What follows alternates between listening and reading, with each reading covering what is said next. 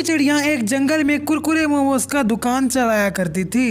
ये बनाए कुरकुरे मोमोज सभी को बहुत अच्छे लगते थे। टुनटुनी का दुकान इतना चल रहा था कि उसे एक नौकर रखना पड़ा। कौवा टुनटुनी के यहाँ काम करने लगता है। एक दिन टुनटुनी चिड़िया कुरकुरे मोमोज बनाने की सामग्री कालू कौवा को लाने भेजती है। कालू कौवा बड़ा ही बेईमान और धूर्त था। वह पैसे बचाने को घटिया सामग्री खरीद कर लाता है। इसके बाद टुनटुनी चिड़िया कुरकुरे मोमोज बनाती है, लेकिन खराब सामग्री होने के कारण उसके कुरकुरे मोमोज कुछ खास नहीं बनते। इसके बाद टुनटुनी चिड़िया गुस्से में कालू कौवे के पास जाती है। अरे कालू कौवे, कल से तुम मेरे दुकान पर काम करने मत आना।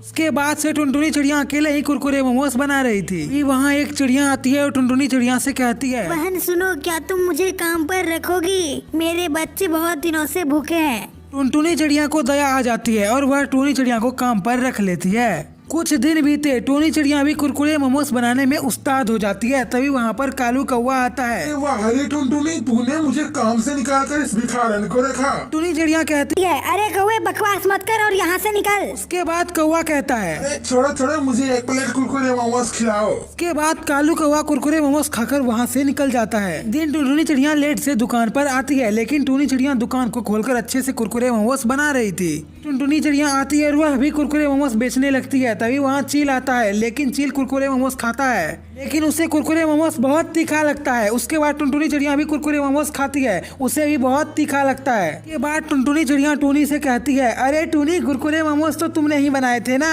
टूनी हाँ में सिर हिलाती है और वह कालू कौवे की बात टुनटुनी चिड़िया को बताती है। टूनी कहती है, जब मैं कुरकुरे मोमोज बना रही थी तो कालू कौवा आया था और करेले का जूस लेकर आया हुआ था। उस जूस को पीने को गिलास मांग रहा था। उसके बाद मैंने गिलास दे दिया और काम करने लगी। सब सुनते ही टुनटुनी चिड़िया को समझने में देर ना लगी और वह थाने जाकर कालू कौवे के ऊपर केस फाइल